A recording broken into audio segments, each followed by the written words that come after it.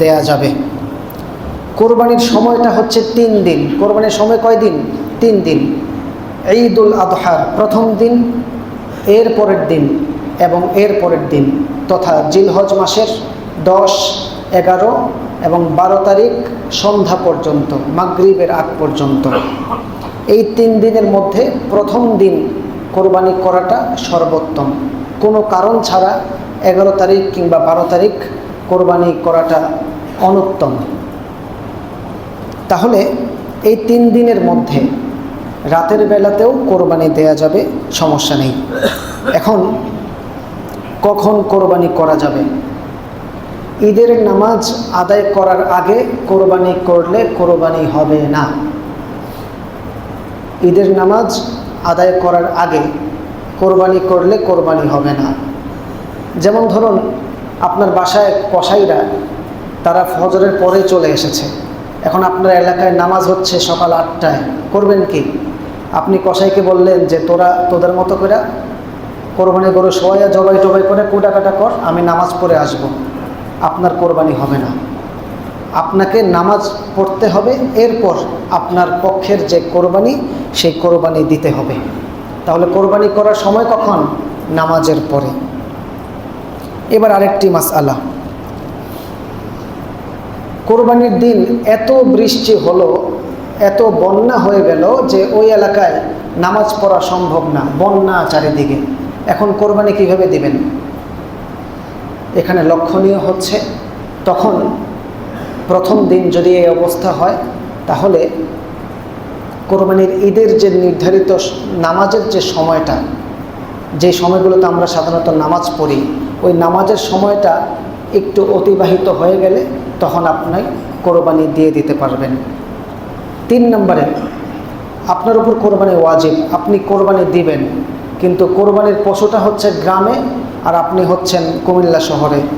এখন কি করবেন? আপনার নামাজ না পড়লে তো কোরবানি হবে না। এতে করণীয় কি? কোরবানির পশু যদি এক এলাকায় থাকে আর আপনি যদি আরেক এলাকায় থাকেন, তাহলে ওই এলাকার নামাজ শেষ হওয়ার পর এরা যদি কোরবানি দিয়ে দেয়, আপনার কোরবানি এখান থেকেই আদায় হয়ে যাবে। তবে কোরবানির পশু জবাই করার সময় যিনি কোরবানি দাতা, তাকে ওই জবাইয়ের স্থলে উপস্থিত হওয়াটা মুস্তাহাব, উত্তম।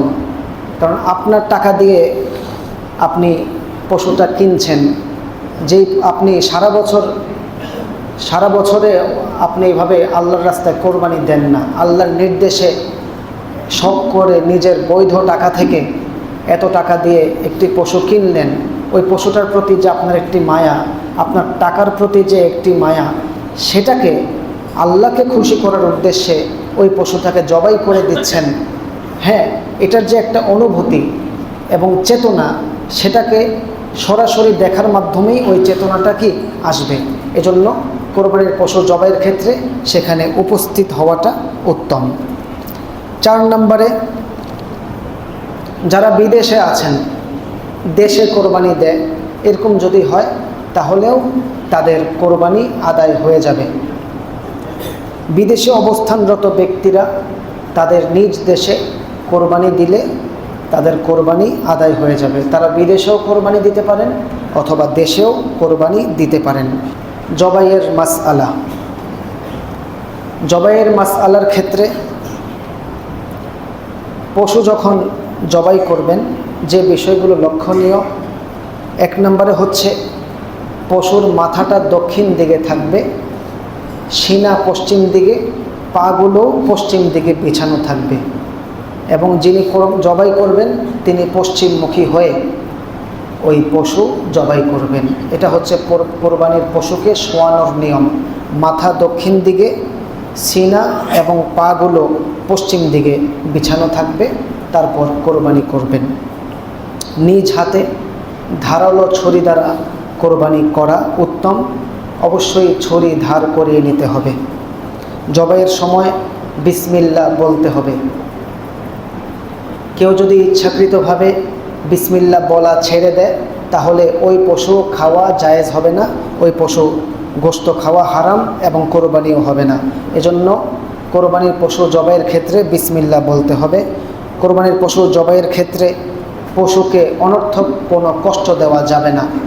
অনর্থক কষ্ট বলতে মানে এমনভাবে দস্তাদস্তি করে শোয়ানো কিংবা শুইয়ে রাখা, এরপর ছুরি ধার দেওয়া, এই ধরনের কষ্ট দেওয়া যাবে না। এক পশুকে অন্য পশুর সামনে কোরবানি দেওয়াটা, জবাই করাটা, এটা অন্য আরেকটি পশুর জন্য কষ্টকর। এই কারণে এক পশুর সামনে আরেক পশুর কোরবানি দেওয়াটা উচিত না। জবাইয়ের ক্ষেত্রে আরেকটি বিশেষ মাসআলা, মনোযোগ দিয়ে শুনুন। আপনার সুস্থ সবল পশুটি জবাইয়ের ক্ষেত্রে শোয়াতে গিয়ে জবরদস্তিতে, দস্তাদস্তিতে যদি ওই পশুর কোনো আহত হয় এমনভাবে যেই আহত হওয়ার দরুন কোরবানি নষ্ট হয়ে যায়, কিন্তু ওই জবাইকালীন সময় যদি কোনো কোরবানির পশুর চোখ নষ্ট হয়ে যায়, কান কেটে যায়, লেজ কেটে যায়, হ্যাঁ, তাহলেও ওই সময়টার কারণে তার ওই পশু দ্বারাই কোরবানি হয়ে যাবে, তাকে নতুন কোনো পশু কিনতে হবে না। এটা শুধু জবাইয়ের সময় শোয়াতে গিয়ে যদি কোনো কারণে আহত হয়, এর দ্বারা কোরবানি নষ্ট হবে না। আর কোরবানির জবাই সংক্রান্ত কিছু ভুল ত্রুটি যেগুলো যুগ যুগ ধরে সমাজে চলে আসছে, কিন্তু এগুলো ভিত্তিহীন। এগুলো হচ্ছে, এক নম্বরে নিজের পশু নিজে কোরবানি না করা। হুজুরদেরকে দিয়ে কোরবানি পশু জবাই করাটা মানে খুব উত্তম মনে করা না। উত্তম হচ্ছে নিজের পশু নিজে কোরবানি করা, এটা খেয়াল রাখবেন। দ্বিতীয়ত, কোরবানি করার ক্ষেত্রে আমাদের একটা কথার ভুল আছে, সেটা হচ্ছে আমার নামে কোরবানি, অমুকের নামে কোরবানি, আমার বাবার নামে কোরবানি। এখানে নাম শব্দটি বলবেন না, বলতে হবে পক্ষ। কি বলতে হবে? আমার পক্ষ থেকে, অমুকের পক্ষ থেকে। আর নাম হবে কেবলমাত্র আল্লাহ তাআলার। আবার কোরবানি করার ক্ষেত্রে শরীকগণের নাম কাগজে কলমে লিখে এগুলো গড়গড়িয়ে পাঠ করা কিংবা নাম বলতেই হবে, এগুলো অতটা জরুরি না। এদের নাম যদি নাও জানা থাকে, যিনি কোরবানি দিবেন, জবাই করলে যারা যারা ওই কোরবানির শরীকে আছেন, আল্লাহ চাইলে সকলের পক্ষ থেকে এই কোরবানি কবুল হয়ে যাবে। আর জবাইয়ের ক্ষেত্রে যদি দ্বিতীয় ব্যক্তির সাহায্য নেওয়া হয়, অর্থাৎ আপনি একটা পোজ দিয়ে সরে গেলেন, বাকিটা অন্যরা এসে জবাই করতেছে, উভয়ের জন্য আল্লাহু আকবার, বিসমিল্লাহি আল্লাহু আকবার বলা বাধ্যতামূলক। আরেকটা ভুল হচ্ছে, কোরবানির পশুর দম না যাওয়ার আগেই, নিস্তেজ হওয়ার আগেই কসাইরা তাদের হাত পায়ের রগ কেটে দেয় কিংবা গলার মধ্যে খোঁচা মারে তাড়াতাড়ি দম দেওয়ার জন্য। এগুলো করা যাবে না।